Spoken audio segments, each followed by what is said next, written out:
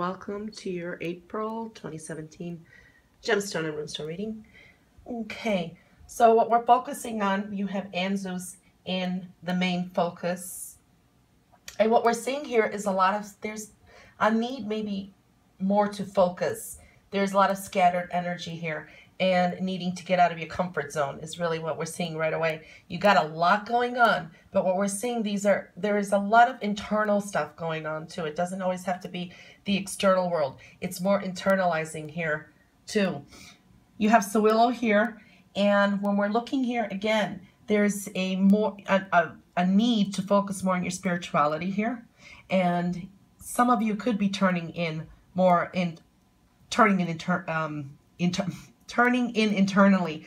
Here we got, new people coming in. For some, it's karmic, or there's a sense of meeting someone new, but it could be someone that, it becomes either a coincidence or a reason for it, and it's like you're going to be questioning this and finding some kind of deeper connection. So like an interesting person will be, for some, showing up in your life.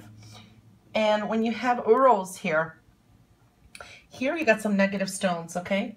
So it is really telling you to kind of get out of that comfort zone of yours, and you need to refocus and clear some negative energy that is coming in from you. Take care of your health also.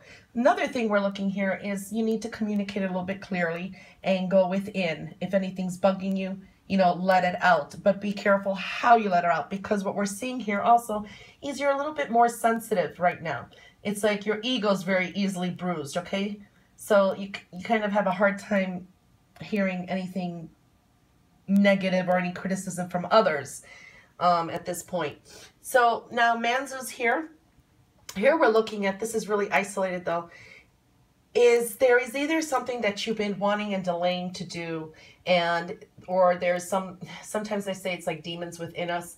It's like something, no longer can you hold things in. And these are usually things that you've been wanting to do, and you've been procrastinating is what I'm feeling here.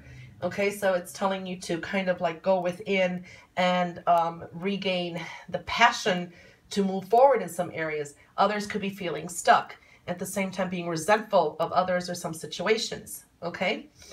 And with Isa here, again, we are really looking at, and with these stones coming in here, it's like there could be a new project or something that maybe comes through, okay? But at the same time, there could be a sense of, because we got some stones that are really like, they need to be turned, they're turned in reverse.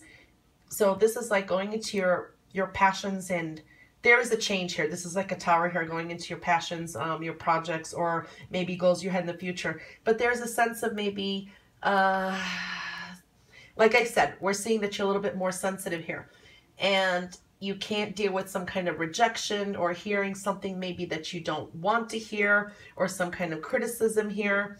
That's what we're seeing here too. Now, when I'm seeing these stones here, also it's telling you that you're going to, be careful with your finances. You may become a little bit more thrifty, okay? And really picking and choosing where you want to, or on who to spend money too. Because when we're looking at this here, it's really saying that you're going to be spending more money on saving more money, and where money should go. It's like prioritizing here, okay? And you're making these decisions where and how to save, on who to spend. Becoming more thrifty is what we're seeing here too, okay? So definitely we're seeing a lot of scattered energy here. You're going more internalizing, and the focus really is showing here is communicating clearly. Spiritual messages coming in, okay? So you've got these messages that are going to be coming in. You've got the wish stone here too, and there's a sense of trying to gain some spiritual clarity and wisdom, okay, and getting the answers that you need, okay? So really pay attention to your internal self and some synchronicities this month. That's what I'm feeling here. Okay, now when I did shuffle, the cards two came out. So okay, so you got the graphic smoky quartz. Now, when you get the graphic smoky quartz, that is usually the stone. It's like a stabilizer, okay? It really tells you to go in internally into, you know, the depths and try to analyze things in your life, okay? Not look upon the external world. The answers really come with from within, okay? That's what usually this means when you get this card. And the other card that should be pulled, because that one flew out when I was shuffling, you got, okay, Canberra Jasper. Beautiful.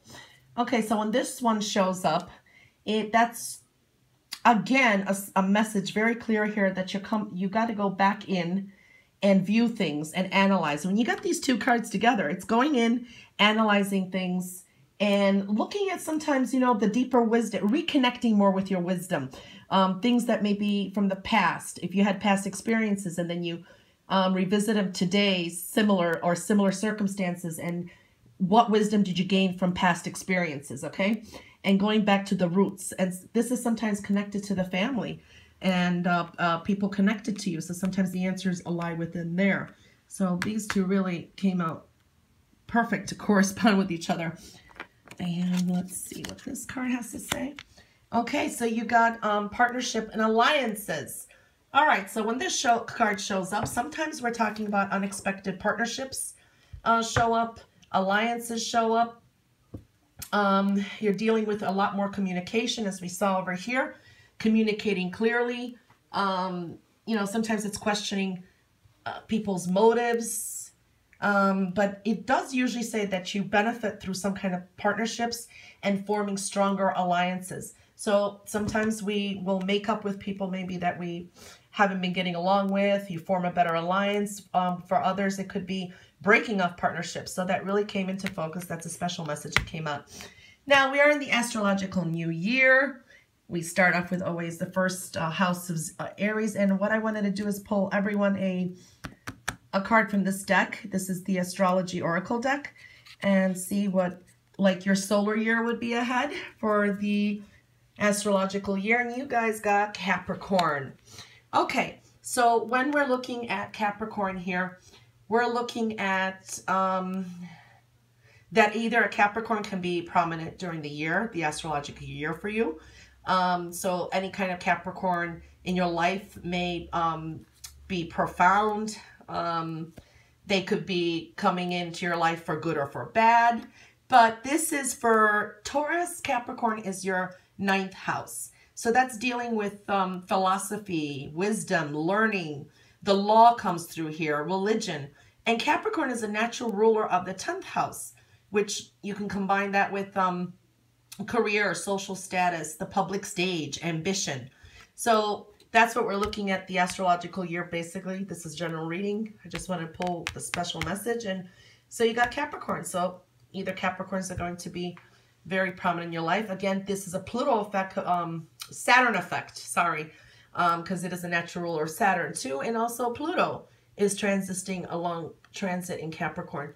And it is the 9th house for Taurus, as I just said, and the natural ruler of the 10th house. And it's a cardinal energy. So maybe you'll be initiating more things this year, the zodiac astrological year ahead. And Capricorns may figure prominently. So that's what showed up for you guys. So that was your reading, and I'll catch you back for additional messages mid-month. Until then, bye guys.